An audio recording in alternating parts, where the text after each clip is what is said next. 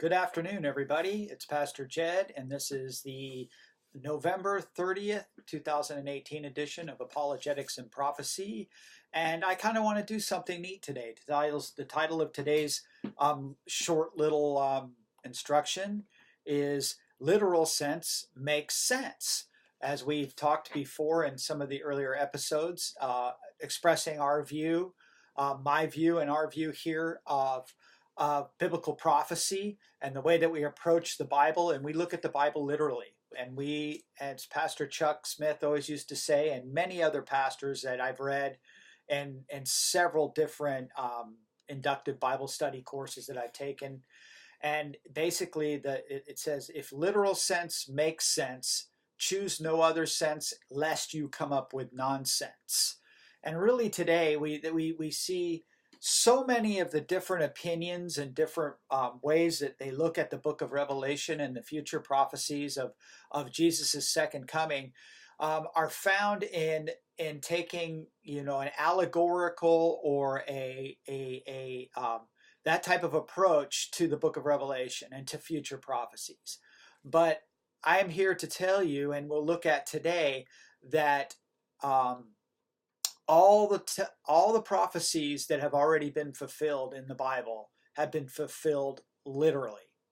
So it makes sense that the prophecies that are to come about Jesus' second coming, about the future, the tribulation period, the rapture, all those things are going to be fulfilled literally, because we have testing ground.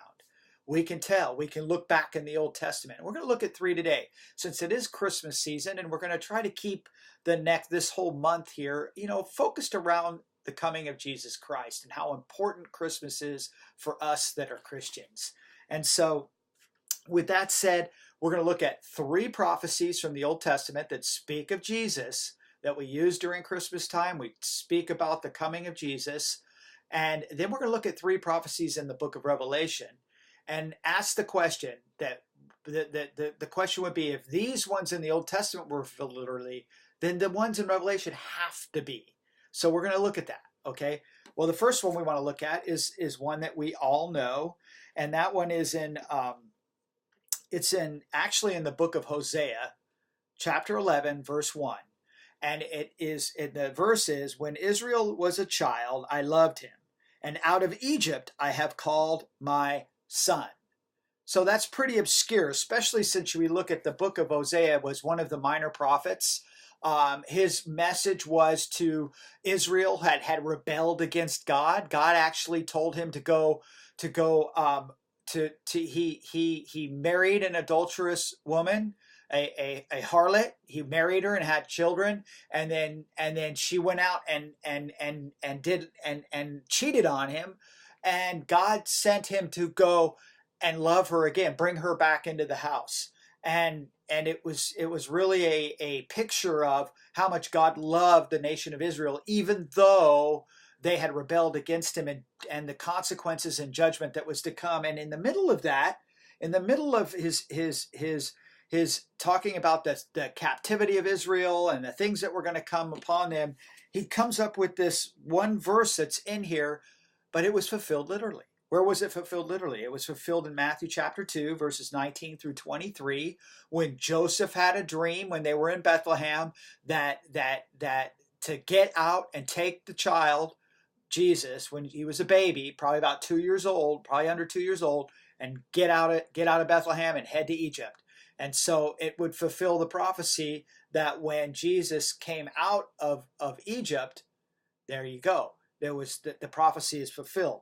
So we see it fulfilled here, and we wouldn't think that when we're reading it. We could have easily said, "Oh, this is just speaking of of the world and of Israel coming out of the world." So you see how we could have spiritualized it. We could have came up, but God said it here, and it literally was fulfilled in the person of Jesus Christ. Jesus did come out of Egypt, and Matthew quotes it as being fulfilled.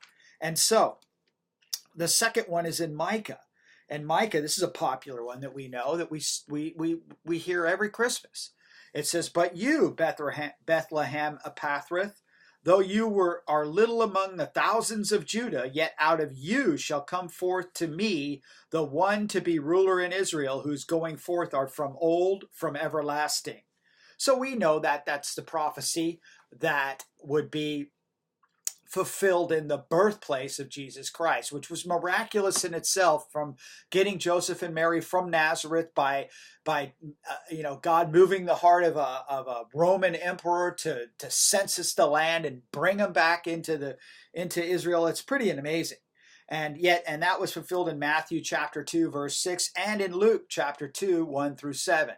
So we see that, and we can give some credit to the Jews. They did quote this to the Magi when they came as being expecting Jesus. But when we look at it in context here, it kind of throws you off, because it's really talking about more about a prophet that was going to the nation of Israel because they have sinned against the Lord and that their captivity was coming, and that was really the message. But yet, here's a prophecy of their future Messiah that would come. And so we see that one being fulfilled literally. It was not an analogy or anything like that. It was a literal fulfillment by a person who came and did it. And then the last one we'll look at is Zechariah. And of course, this is more Palm Sunday, Easter Sunday type of thing, where we could go into these other prophecies that prophesied about his crucifixion and death and resurrection. But this one here is the coming king. It was in Zechariah 9:9. Rejoice greatly, O daughter of Zion. Shout, O daughter of Jerusalem. Behold, your king is coming to you. He is just and having salvation, lowly and riding on a donkey, a colt, the foal of a donkey. So again, speaking about the daughter of Jerusalem, there's some analogy in there, but it's obvious that it is a literal fulfillment that happened with this prophecy. And this was in all four Gospels. All four Gospels show us that Jesus, when he announced to the nation of Israel 6 days before his resurrection, that he, 6 days before his crucifixion, that he was on a donkey and coming into Jerusalem. So those are three prophecies speaking of the person of Jesus Christ. Let's look at three from the book of Revelation. And these are ones that you'll hear about, that sometimes you'll hear people, there are those that look at the book of Revelation as being historical, as already being past.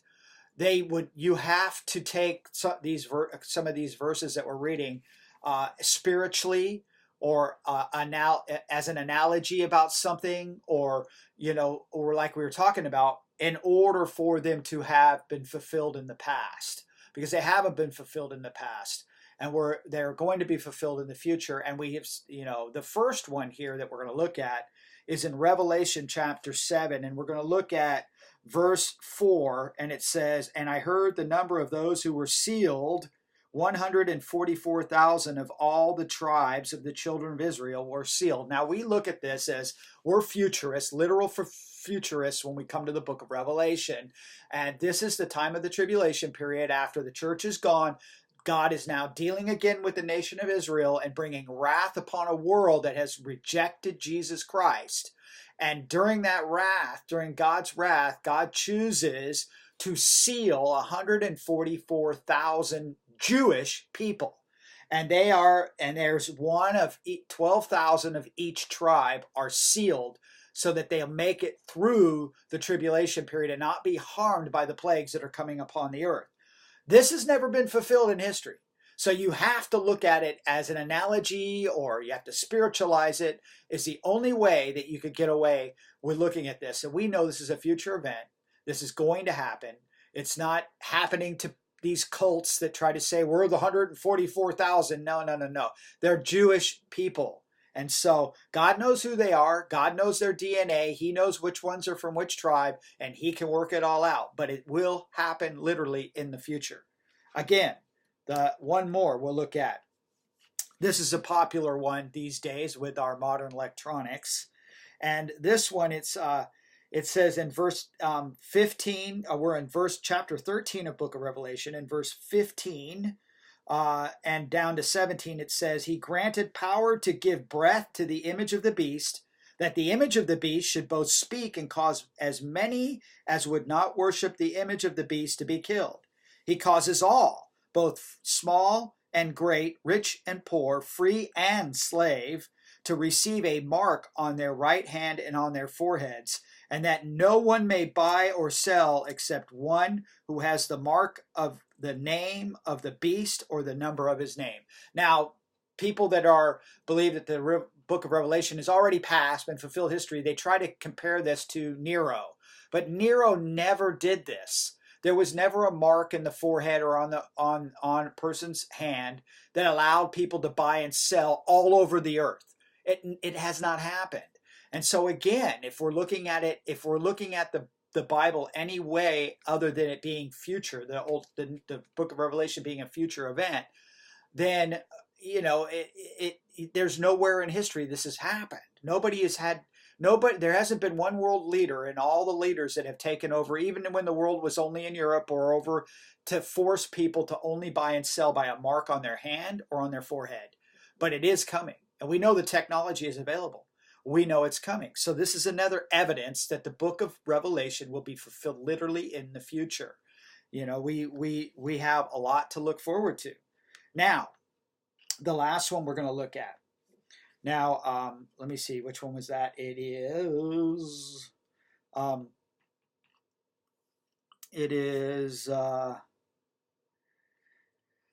chapter 16 of the book of Revelation, verse 12. Okay, it says, then the sixth angel poured out his bowl on the great river Euphrates. Now, we know where the Euphrates River is. And its water was dried up, so that the way of the kings from the east might be prepared. And I saw three unclean spirits coming from out of the mouth of the dragon, out of the mouth of the beast, and out of the mouth of the false prophet, for they are spirits of demons, performing signs which go out to the kings of the earth and of the whole world to gather them together for the battle of that great day of God Almighty. So this is speaking of the prequel to the Battle of Armageddon. And what's happening here is these kings, God is drying up the river Euphrates so that these kings of the east, this 200 million man army, can cross over, demonic army, cross over, and they're being controlled to go to fight against each other and ultimately against Jesus in the Battle of Armageddon, which is which is coming up in this chapter. But this is obviously something that's going to happen in the future, because the river, there's been droughts. There are places they tried to say because it's dammed up that no. This is where there's actual drought. We know during the time of the tribulation period, there's going to be cataclysmic earth climate events that are going to cause drought and heat, and the sun's going to burn brighter than it ever has and burn people and cause welts on their skin, and it's going to be an awful time. And so, of course, the Earth's climate is going to change, and the ecological damage is going to be quite extreme, and the Euphrates River is going to dry up. And it's going to be completely dry, so the army can march over and head over into Israel to the Battle of Armageddon, which is going to be a literal battle with literal soldiers and literal people that are going to fight. And when Jesus comes back, and guess what? We get to be with him. We're going to be on the winning side on that fight. They are going to actually go to fight each other. But when Jesus comes back, they're all going to turn and really think that they can defeat the King of Kings and Lord of Lords. And it's going to be a one-sided battle when Jesus comes. We don't even get to fight. We just stand there and he's going to wipe them all out. Amazing, amazing things that are ahead in the future for us, the believers in the church. So as we go into the Christmas season, remember that. Think about that when you go and see your Christmas cards and it's got a quote from Isaiah chapter 7 on there, or Isaiah chapter 9. Just remember, go, wow, those things were written 1,000 years before Christ, and they were fulfilled They were fulfilled in his life and ministry, death and resurrection, that we can trust in what the word says about what's coming. So when the Bible says that when Paul says that we who are alive and remain will be caught up together in the air to meet our loved ones who arose first, so that together we will all be with the Lord, that we can trust that that will be literally fulfilled.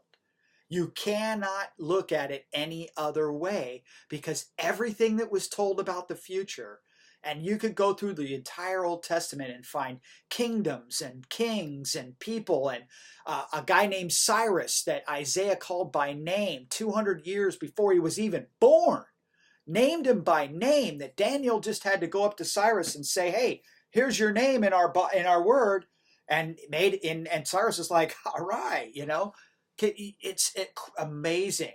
So when you start to see those things, be encouraged to know that the promises for us, every one of them in this Bible, will be fulfilled literally for us. For me, I'm excited about it. And every time I get to Christmas, I love to focus on not just his first coming, but his second coming, because he's coming soon. He might even be here before Christmas Day. What if he came on Christmas Day? Wouldn't that be a great thing? For us, that is our hope. That's the hope that we have of one day being reunited with those. A lot of us had loved ones that went away this year that knew the Lord. And I'm looking forward to seeing them, because I know they're having a great time right now. And so I'm going to leave it with that, and hope you all have a great week. See some of you on Sunday. Continue to pray for Pastor Mike and the team that are in Israel. We got some good things coming up, and we're just looking forward to the next year. So God bless you all, and we'll see you next time. And we'll pick up this theme line about literal sense, makes sense, through the next couple. And we'll look at some really neat prophecies that are coming up, maybe about the nation Israel and stuff. So have a great weekend. God bless you guys. Love you. Bye-bye.